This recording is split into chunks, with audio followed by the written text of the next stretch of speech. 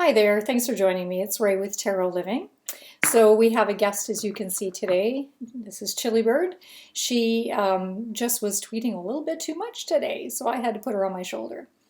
So here's the thing. Today I'm going to do something a little bit different. I'm actually going to review my top 5 decks that I usually enjoy using. Sometimes I get asked, what deck do you use? And I have to say that I actually do follow Rider-Waite-Smith's sort of system. And so all of my decks that I have that I use on a regular basis would be pretty much within that system. Now, usually there's a few cards in each deck that's a little bit different than, the Rider-Waite specifically. So you see different depictions. But, to be honest, and I know this may be controversial, I actually use the same meaning. I have created, meanings through the astrological attributions, and I have, a core understanding of each of the cards based on the number for the card and just the card meanings, that I have learned over time. And I actually do stick to that. I don't take a deck and say, well, this one has something, slightly different, or this is depicted differently, and then change the meaning. Now, that's a personal choice. You can certainly, if you are, brilliant and you can remember, different meanings for each deck, and maybe you've only got 2 or 3 decks and each one has its own nuance and you would prefer to go with that, that's great.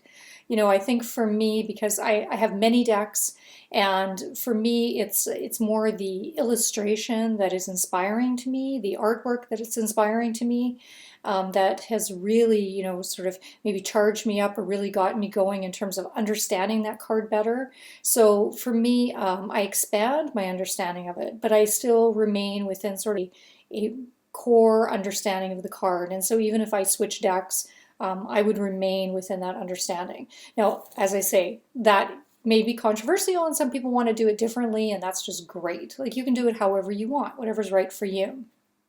So in terms of my top 5 decks, so I'm going to start from 5 and then work to my top deck of all time. So, okay, here is, let me see, which one would I say is number 5?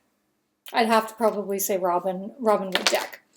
Now, Robin Wood was the first deck that I ordered that was outside of, just a Rider-Waite-Smith deck. And I was just awestruck over, the different coloring, and yet it was still very easy for me to understand because it was very much in keeping, with the Rider-Waite deck. And I loved it. So, this is, I'm sure many people have seen the Robin Wood deck. It's kind of drawn, I think, and then painted. And so it's just, like, it is a beautiful, beautiful deck. In fact, this card, oh my God, I pulled that card so many times after I got this deck. For some crazy reason, I had the 5 of Pentacles coming up, and maybe one day I'll go into that as to, I figured out why, but, I was expecting, well, something going to happen. But anyway, no, it all turned out great. But Robin Wood deck is spectacular in terms of a beginner deck if you want to just move outside of, a Rider-Waite-Smith typicalness, because I don't find it very inspiring artistically. But it's just a really, really lovely deck. So I'd probably say that's my number 5 deck on my list. And here's the back of the card. Really beautiful deck, and it's a solid deck in terms of, the art throughout and consistency of the artwork, and just it works really well. I really like that deck. So let's see, what would be my number 4 favorite deck? It would have to be Mythic Tarot. That would be my 4th favorite deck.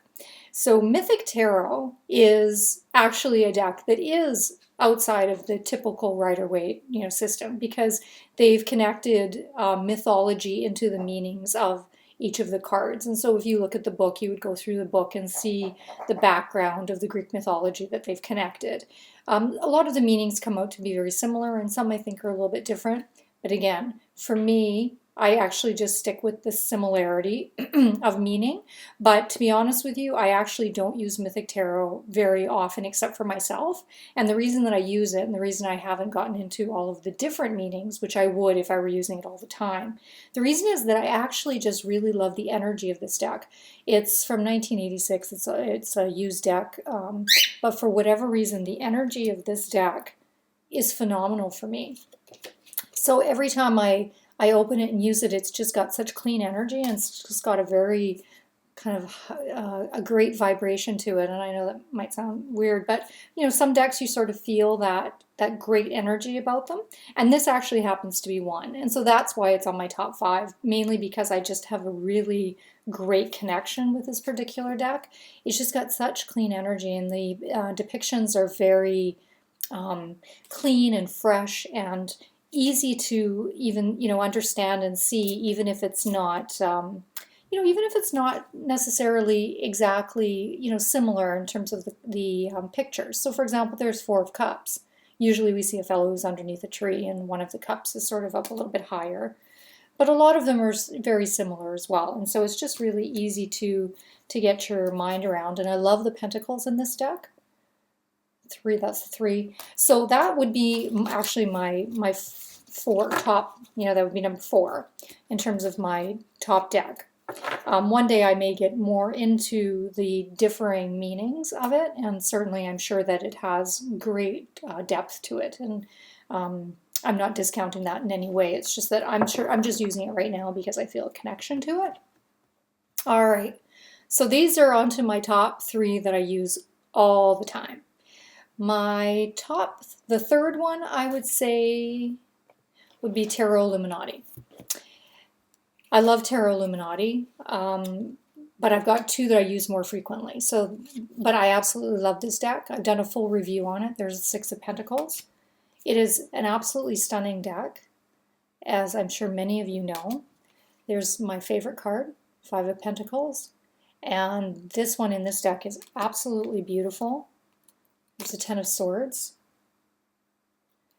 Just stunning. 10 of Cups. Love, love, love this deck. So that would be the third one in my line of top 5. Now for the second one. So the second top deck is Anna Kay. So Anna Kay Tarot is a deck that I actually have under my pillow, as a matter of fact, every night. And there's 5 Pentacles in that one. I don't know why they're just coming up. See? Weird. Here's the 3 of Cups. This actually is a deck that has a couple of different depictions in terms of a few of the cards are a little bit different here and there. There's one thing I don't actually love about the Anna Kay Tarot, and one day I might get into it more. There's a 4 of Pentacles, which I love. Here's the Wheel, which I love. The one thing that I don't like about it is actually the depiction of the 2 of Wands, which she calls rods in this deck. And I have a very long, drawn-out reason for that. However, 2 of Wands is actually Mars and Aries, astrologically speaking, which has enormous initiative and great energy for self-expression. And it's actually depicted with a man who's looking very weary in this particular deck. If I can find it, that's great. This is a beautiful card too. 8 of Cups. I don't know if I'll be able to find it quickly, but he looks a little bit weary, and so that's just one of the particular cards that I'm not extremely fond of in this deck, but there's not very many. I love, love, love this deck. It is really close to my heart, this one. So there's the Queen of Pentacles. Love it. So what's my top deck? Okay, here we go. DruidCraft. There's the Magician. DruidCraft is my top deck. I have cut it down, as you can see. I cut the borders off and left the print at the bottom. There's a few ways you can do it. There's actually a white border, and then there's a gold border, and then there's the card. And so I've seen some people where they cut this off altogether, and they leave the gold border, and they actually have a square card. Or you could do your edges, your corners, which I've done. or you can do them like this. And I love this because it's actually a really good size. Like it's, I mean, certainly larger than a playing card. So here's Tarot Illuminati, just to give you an idea. So very, very similar when it's cut down, a little bit longer.